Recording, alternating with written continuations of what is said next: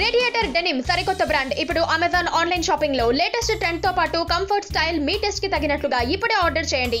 కేవలం 699 799 మాత్రమే.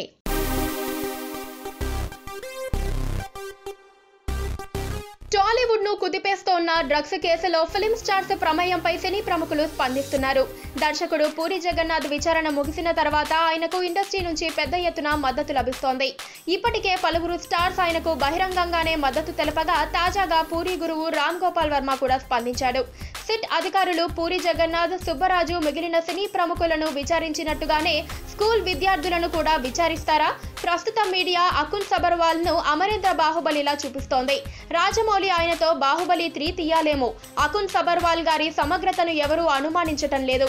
కానీ ఎలాంటి ఆరోపణలు ఆధారాలు లేకుండా మీడియాకు లీకులివ్వటం, ప్రముఖులకు కీర్తి భంగం కలిగించే విధంగా, వారి కుటుంబాలకు బాధ కలిగించే విధంగా ప్రవర్తించటం దురదృష్టకరం అంటూ తన ఫేస్బుక్ పేజీలో పోస్ట్ చేశారు.